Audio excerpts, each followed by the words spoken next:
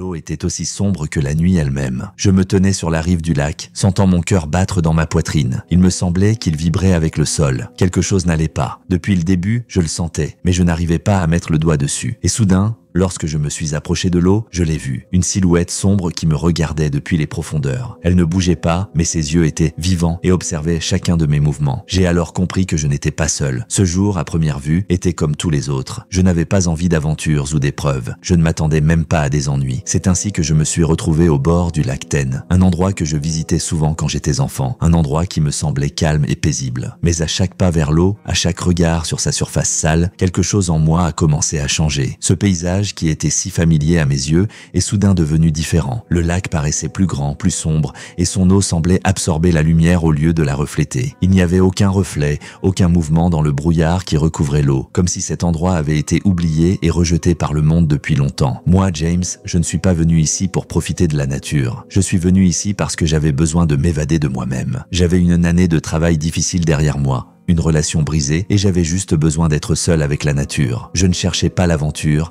et je ne me doutais pas que cet endroit deviendrait mon plus grand cauchemar. J'avais prévu de passer quelques jours ici, dans le silence, seul, loin des gens et du bruit. Mais dès les premiers pas, dès que j'ai posé le pied sur ce rivage familier, mes sentiments ont changé. Mon esprit est revenu à cet endroit, à la façon dont je le voyais quand j'étais enfant, gai, insouciant et sûr. Mais maintenant, il ressemblait à quelque chose d'autre, plus dangereux, plus sombre, voire hostile. J'avais l'impression de sentir la présence de quelqu'un, même s'il n'y avait personne. Il n'y avait que le vent et les ondulations de l'eau, qui étaient trop sombres pour être calmes. Mais j'ai repoussé ces pensées. Il s'agissait probablement de fatigue et de stress. Mais comme c'est souvent le cas, je n'ai pas remarqué que tout avait commencé à changer. Un peu plus tard, alors que je marchais sur le sentier qui longeait le rivage, j'ai commencé à remarquer des détails étranges. Et ce n'était pas seulement un changement d'humeur, c'était un véritable sentiment de danger qui était clairement visible dans mon cœur. Il semblait que ce lac était vivant. Et s'il ne parlait pas, il y avait bien quelque chose en lui que je ne pouvais pas comprendre. Ce n'était pas un simple paysage, ce n'était pas un simple lac, c'était quelque chose de plus. Quand j'étais enfant, je venais ici avec mes parents. Nous y passions toutes nos vacances d'été et c'était notre petite oasis. L'eau était propre et les rives étaient ombragées par des arbres sous lesquels on pouvait se cacher du soleil brûlant. Je me souviens d'être assis sur le bateau, de pêcher et de rire, et de mon père qui me racontait des histoires, parfois même fictives, sur le passé et sur l'importance de protéger la nature. Mais ensuite, mes parents ont divorcé et les voyages au lac sont devenus moins fréquents. Parfois, ma mère et moi venions ici, mais sans la paix et la tranquillité que nous avions auparavant. J'ai remarqué que le rivage changeait d'année en année. Les arbres s'abattaient, les vents commençaient à souffler plus souvent et l'eau n'était plus aussi claire qu'avant. Mais ce n'était pas le plus grave. Le pire, c'est que j'ai commencé à remarquer des choses étranges. Elles n'étaient pas évidentes, mais avec le temps, elles ont commencé à exercer une pression sur ma conscience. Et j'ai commencé à avoir peur de cet endroit. Des rumeurs circulaient parmi mes amis, selon lesquelles le lac était autrefois sacré pour les anciens colons, et que son eau emportait non seulement les poissons, mais aussi les personnes qui enfreignaient certaines règles. Certains parlaient de personnes étranges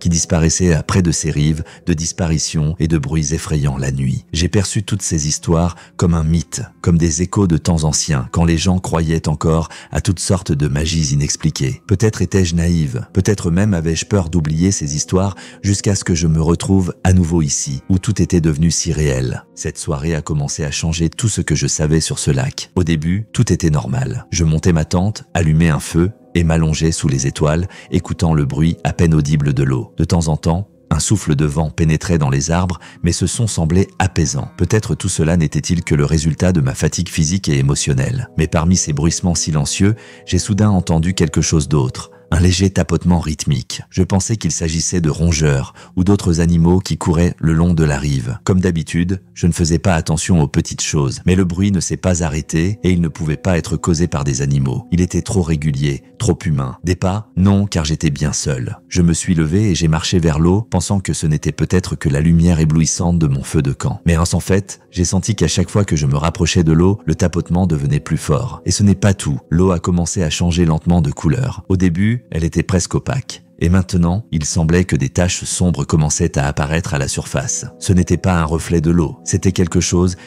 de vivant. Je me suis arrêté un instant, observant les changements, et mon cœur s'est soudain serré d'une horreur inattendue. Était-ce possible, le lac changeant sous mon regard? Quelque chose en moi me disait que je ne devrais pas être ici. Mais je suis resté, essayant encore de m'expliquer ce qui se passait. Et puis je les ai entendus. Ils étaient sur l'eau. Ou plutôt, il y avait quelque chose dans l'eau. Au début, cela ressemblait à des cercles à peine visible qui s'étendait à la surface de l'eau, mais à chaque coup d'œil involontaire, j'en ai vu davantage. Des ombres étranges, à peine visibles, pas des poissons, pas même des plantes aquatiques. Quelque chose bougeait sous l'eau comme si cela avait un but, et ce n'était pas un simple mouvement. C'était délibéré. J'ai reculé d'un pas, mes mains se sont mises à trembler. C'était peut-être juste ma vision, j'ai essayé de me justifier. Mais même dans ce cas, je ne pouvais pas ignorer ce qui se passait. Le lac s'animait et j'en étais le seul témoin. Le vent a commencé à courber les arbres plus fortement, et il semble que chacun de leurs mouvements n'a fait qu'augmenter le sentiment que je n'étais pas seul. À chaque minute, je devenais de plus en plus incertain de ce qui se passait autour de moi. L'eau était montée de plusieurs centimètres et recouvrait presque toute la rive. Tout cela se passait trop vite. C'était trop incroyable. J'ai tout de suite compris que je ne devais pas rester là où j'étais. Il fallait que je parte. Il fallait que j'y aille. C'est alors que j'ai entendu quelque chose d'inattendu. Une voix. À peine audible,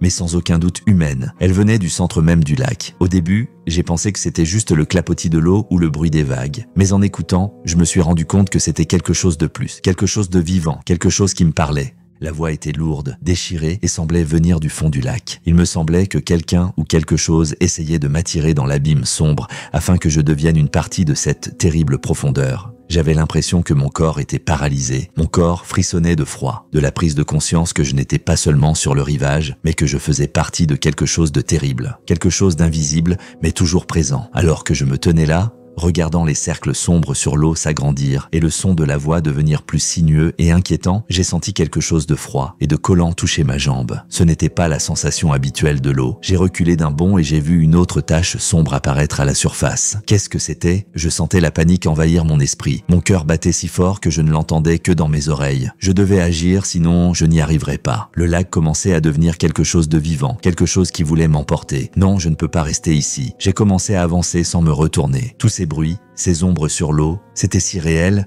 que je ne croyais plus au hasard de ce qui se passait. Quelque chose me poursuivait. Je sentais le froid s'emparer peu à peu de mon corps tandis que je courais vers la tente. Et ce n'était pas seulement du froid. J'avais l'impression que quelqu'un d'invisible me tenait par le cou, que j'étais sur le point d'être entraîné sous l'eau. Je reculais lentement, mais un instant plus tard, j'ai entendu un autre bruit derrière moi. Et ce bruit ne pouvait être qu'un vieux bateau émergeant de l'eau, comme si quelque chose de sombre et d'impitoyable s'approchait de moi. Je ne pouvais pas m'échapper. Je pensais qu'en faisant quelques pas, tout irait bien. Je n'ai pas peur de ce qui se cache dans l'eau. Mais lorsque j'ai pris le chemin qui ramenait à la tente, j'ai senti le sol changer sous mes pieds. Il est devenu glissant, comme si quelqu'un avait renversé de l'eau, alors que je voyais qu'il était sec autour de moi. J'avais déjà commencé à m'enfoncer dans l'épaisseur de la forêt quand soudain, une tache sombre est apparue sur le chemin devant moi. Et ce n'était pas l'ombre d'un arbre ou un virage du chemin, c'était autre chose. La tache bougeait et je me suis rendu compte que c'était de l'eau qui remontait, comme si le lac rétablissait progressivement ses limites. Il s'agissait de petites flaques d'eau sur le sol qui, pour une raison quelconque, ne disparaissaient pas, ne s'asséchaient pas. Si je n'avais pas eu si peur, j'aurais cru à un simple jeu d'ombres et de lumière. Mais ce n'était pas une illusion ludique. Je sentais mon cœur se rétrécir à chaque nouveau pas que je faisais. Le chemin devenait de plus en plus sombre, et c'était comme si quelqu'un se déplaçait dans l'ombre à côté de moi, alors que je ne voyais que mes propres traces de pas. Le son était le bruit constant de l'eau en mouvement, rarement aussi évident, mais au fil des minutes, je me suis rendu compte qu'il ne s'agissait plus d'un simple bruit. C'était l'idée du lac, c'était sa raison d'être. Soudain, j'ai de nouveau entendu la voix. Ce n'était pas un simple bruissement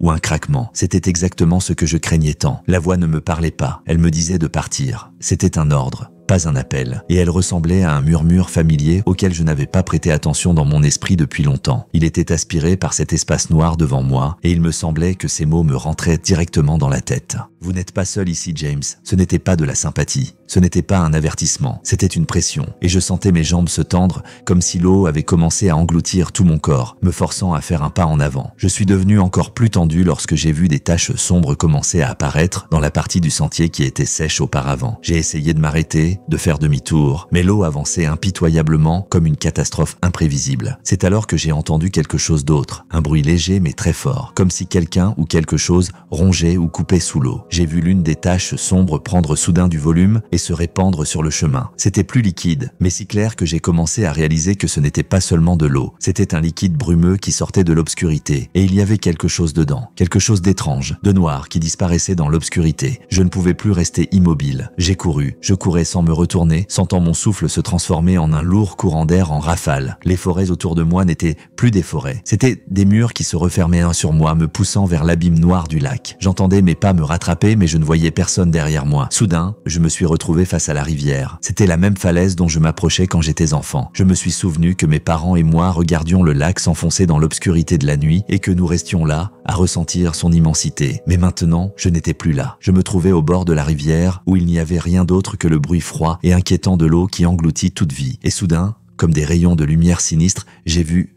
de grands yeux. Ils se reflétaient dans l'eau, pas les miens. Pas humain, immense, noir, avec de nombreux petits reflets qui changeaient. J'ai reculé, le lac ne me laissait pas partir. « Tu ne me quitteras pas, James ». Ces mots sonnaient comme une musique dans les ténèbres. J'ai essayé de me retourner, mais mes jambes ne bougeaient pas. C'était comme si de l'eau froide s'était enroulée autour de mes chevilles, m'entraînant dans l'abîme. J'ai regardé ses yeux et ils ont commencé à s'approcher de moi. J'ai eu beau essayer de bouger, ils se sont rapprochés et je n'ai pas pu arrêter ma réaction paralysée. Je savais maintenant que le lac avait toujours été vivant et qu'il n'attendait que moi. Je suis tombé, le sol sous mes pieds s'est effondré et j'ai été entraîné dans les ténèbres sans pouvoir en sortir. Le lac m'a avalé tout entier, dans ses eaux noires, sans rien laisser derrière lui. Seul le bruit de mes respirations profondes et lourdes et de mon souffle rauque se faisait entendre dans le vide. Mais je n'étais pas encore à terre. Quelque chose me soutenait, alors même que je commençais à me sentir appartenir à cet endroit. Qu'est-ce que c'était? Ne venais-je pas de toucher le fond? Est-ce que je faisais partie de ce sombre abîme? La voix semblait plus forte, comme si elle était dans ma tête depuis le début. J'étais toujours en vie et je ne pouvais pas me débarrasser de ce pouvoir. Je ne savais pas combien de temps s'était écoulé. Quelques secondes,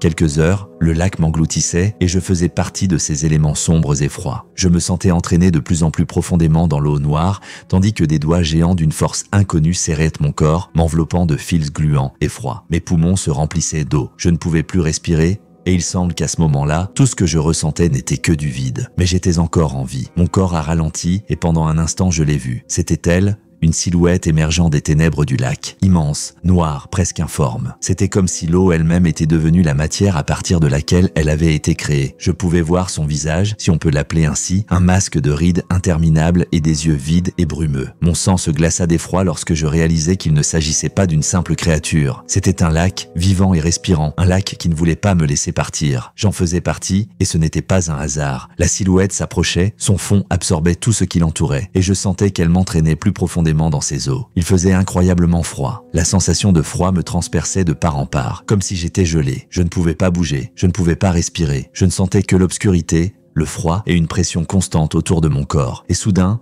une douleur aiguë, une douleur qui m'a ramené à la réalité. Quelque chose de tranchant m'a transpercé et j'ai crié. Mais mes cris ont été engloutis par l'eau. Mon cou, ma poitrine, mon bras, tout était en feu. Le lac ne voulait pas me lâcher. Je me suis rendu compte que j'étais en train de mourir. Je me suis dégagé de l'étreinte de l'eau sombre, mais j'ai senti que quelqu'un me tirait vers l'arrière. Mon bras s'est déchiré alors que j'essayais de repousser quelque chose sous l'eau. J'ai ressenti une autre douleur aiguë et je n'ai plus pu garder l'équilibre. Le lac me repoussait encore et je me sentais de plus en plus faible. Je me souviens d'avoir agrippé la rive avec mes dernières forces et d'avoir essayé d'échapper à ce qui était sur le point de me détruire. Mes doigts étaient déchirés par le sol glissant et humide, mais je m'accrochais encore à ma dernière chance. Les sensations de froid, de douleur et de peur noyaient toutes mes pensées. Je ne pouvais plus penser à l'avenir, je ne pouvais même plus penser à la survie, mais je n'étais pas encore mort. Au moment du plus grand désespoir, j'ai entendu quelque chose d'étrange. Était-ce le tonnerre? Non, c'était juste le son de mes propres pensées qui résonnèrent dans mes oreilles. Cela n'avait aucun sens, mais à ce moment-là, j'ai compris qu'il devait y avoir un moyen de s'en sortir. Peut-être que je me trompe, mais mon corps bougeait comme un pilote automatique. Il restait quelque chose en moi qui me poussait à me battre, même si j'avais l'impression de ne plus être en vie du tout. J'ai attrapé un morceau de bois qui dépassait de l'eau et je l'ai saisi. Il était mouillé, lourd et glissant, mais il me donnait une chance, la dernière chance. Je sentais mes forces s'épuiser. Ma respiration est devenue difficile et je me suis rendu compte que je perdais conscience. Mais soudain, comme par inertie, j'ai réussi à m'éloigner du lac et à faire un dernier saut. Je me suis jeté sur la rive. Dans la lumière brumeuse qui traversait les arbres, j'ai vu l'eau sombre commencer à retourner dans son abîme. La silhouette disparut et je restais sur le rivage, brisé et souffrant. Mes bras, couverts de blessures, ne pouvaient n'en plus bouger et je sentais le sang couler de mes plaies. J'étais en vie, mais seulement si la mort n'était pas trop loin. Je le sentais à chaque respiration, à chaque goutte d'eau qui me suivait encore. Le lac et moi ne nous sommes jamais quittés. Je ne sais pas comment j'ai réussi à sortir de cet endroit. Peut-être que c'était juste un coup de chance, ou peut-être que j'ai vraiment réussi à vaincre ce qui se cachait dans le lac. Mais je sens toujours ce mal invisible qui me suit. Je ne peux pas expliquer ce qui s'est passé cette nuit-là, ni pourquoi je suis toujours en vie, ni comment le lac a changé tout ce qui m'entoure du jour au lendemain. Mais je sais une chose, je ne peux pas être la même personne que j'étais. Quelque chose a changé en moi lorsque je me suis extirpé de cette obscurité. L'eau ne m'emporte plus, mais quelque chose dans mon esprit est resté à cet endroit pour toujours. Et maintenant, je comprends que parfois, lorsque nous pensons être sauvés, nous faisons toujours partie de ce qui nous effrayait. Le lac n'oublie pas, le lac revient toujours. Si vous avez pu supporter cette histoire, faites attention, car ce que je vous ai raconté n'est que le début. Regardez ma dernière vidéo sur un village ou sur une forêt où chaque ombre pourrait être la dernière. Passez à la vidéo suivante. Mais n'oubliez pas, plus vous regardez, plus vous vous rapprochez de ce qui vous attend au-delà de ce monde.